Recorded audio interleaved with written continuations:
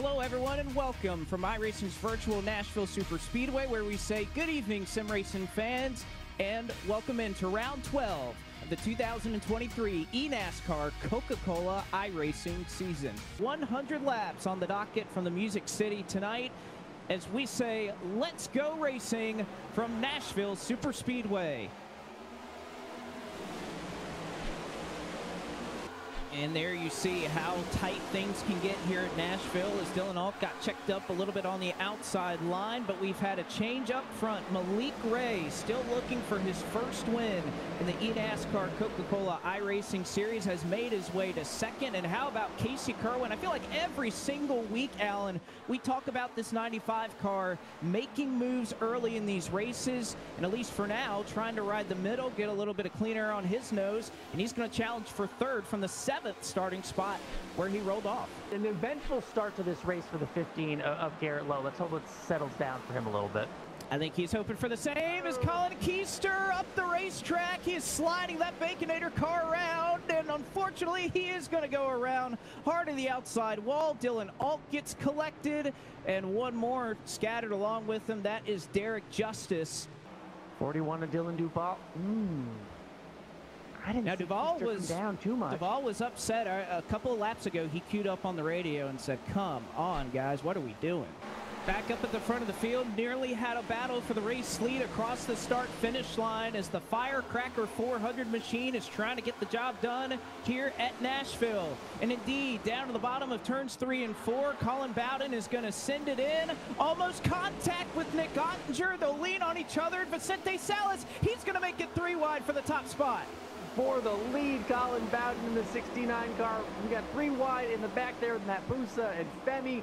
But that battle for the lead, Colin Bowden, we don't see him battling for the lead ever so often. So when he's up there, he's going to put on a show, and he's doing that now as Nick Ottinger has more than he bargained for, at least going off this restart. Couple laps have gone by. You see a change up front for the second position. Vicente Salas has continued to extend his lead. It's now to about 1.3 seconds. Trouble turn 2. Brandon McKissick has gone around. Trying to see what, oh yeah, McKissick just gets a little bit free. Not sure if there was a little bit contact on the right rear from McKissick. We'll see one more time. This is from Michael Guest's perspective.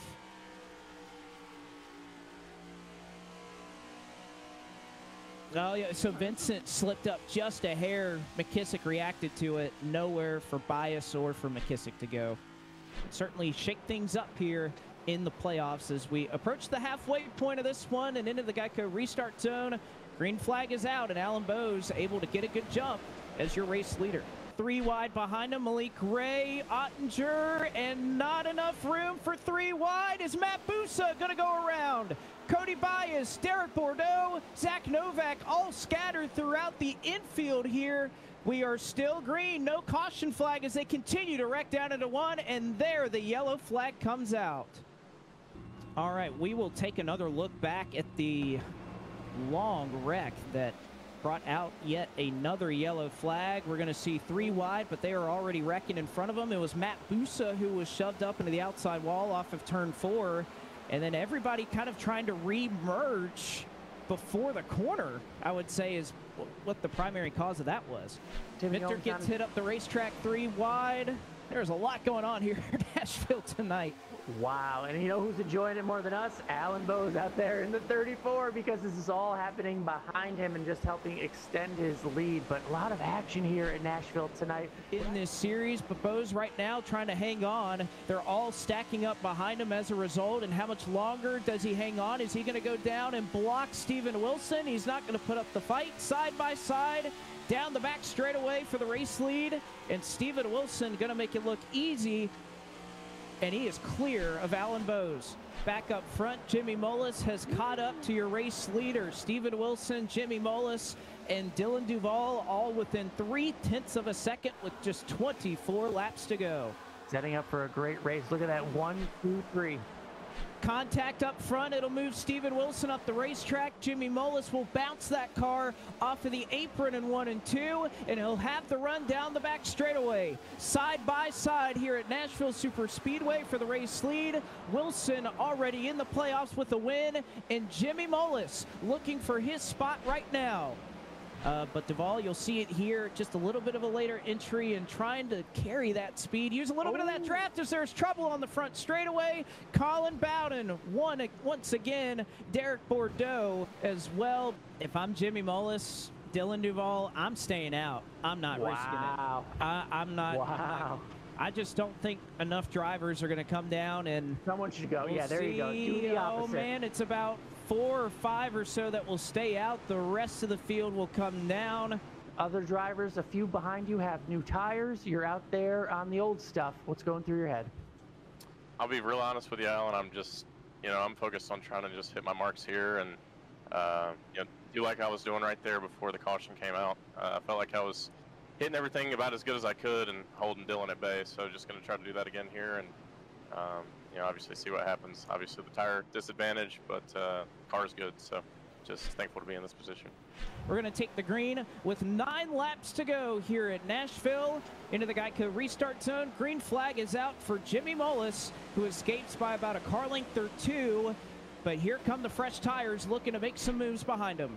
Malik Ray is going to send it 4 wide on the top side, and unfortunately Ryan Doucette gets spun out of all of it a little further on back. Malik Ray was making some moves on the top side with those fresh tires, and unfortunately the 45 goes around. Not what they wanted. You want as many green flag laps if you're on 4 fresh tires. Here's a replay of what happened. So watch, Ray is all the way on the top side, but further on back, just beneath them, you can see them stacking up. Doucette trying to not to run in the back of Zach Novak there.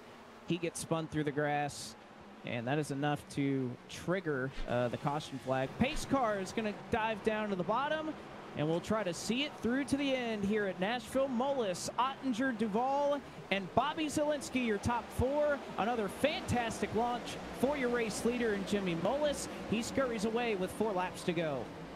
A couple of cars with fresh tires starting to make some moves. One of them is Malik Ray down to the bottom of Donovan Strauss. He'll go 3 wide off the corner. He's made up nearly 6 spots this lap, so the fresh tires are coming. Do they have enough time with 3 to go? And their run is going to be halted by another yellow flag. And it's Ryan Doucette again. Oh, boy.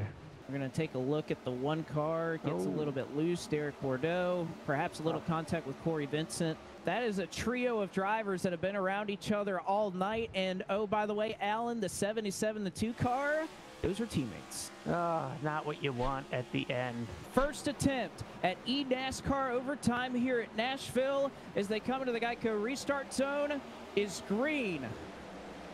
Mullis is clear for the race lead. They're going to go 3 wide for second. Here comes Garrett Lowe to the bottom. He's got fresh tires down the back straightaway. He's going to go all the way to the bottom. Ottinger's going to have to back out. Does Garrett Lowe have enough time to chase down Jimmy Mullis as they'll move off of turn number 4? They'll take the white flag. This race is official. Down into turn 1. Let's see the advantage here as Garrett Lowe knows he has a better advantage. Comes up on the bumper of Jimmy Mullis. Jimmy Mullis moves high. We're going down the backstretch, Blake. Mullis moves down to the bottom to block Garrett Lowe. Garrett Lowe will move to the top side, side by side, into turns 3 and 4 for the final time. Mullis will drive it in. They'll make contact off of turn 4. Lowe gets put into the wall, and Jimmy Mullis will win at Nashville Super Speedway. He gets his first win in 2 years, and Garrett Lowe is not happy. Wow. No, he's not. You can see the 15 reacting there. We saw the in-car shots. Jimmy Mullis grabbing his heart. Jimmy Mullis will complete his burnout here on the front straightaway. And Alan, I don't think there's any debate. This is our Coca-Cola move of the race. They approach the white flag, and we'll take a look one more time. Garrett Lowe, obviously a ton of speed into 1 and 2. Mullis makes the move. He says, you're going to have to go around the top side to get by me.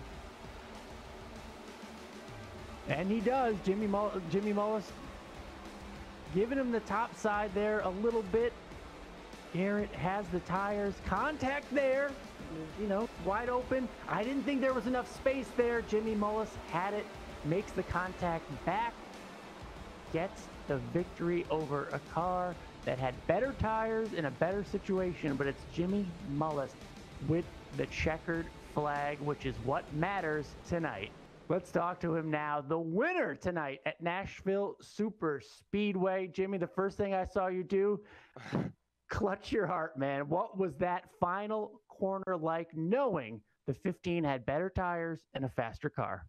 I thought it was over.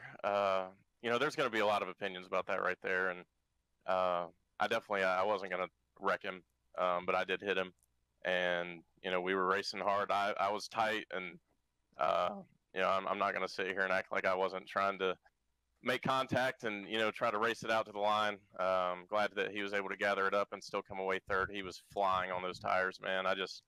I want to win so bad. I feel like I've been so freaking close this year. We've had so much speed, and man, it feels good to finally have something get closed out and not screw it up for myself. We're gonna catch up here, unfortunately, with Garrett Lowe. Brings it home in third tonight, and Garrett, I'll just kind of let you talk about that last lap and what you think happened in 3 and 4 between you and Jimmy.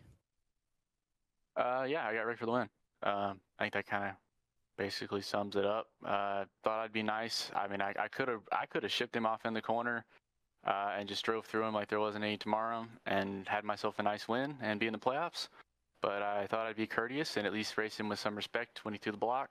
So and I knew I had a tire advantage, so I could drive around the outside, and he just decided that he didn't want to race like that. So rest assured, the 46 will never be raced clean again.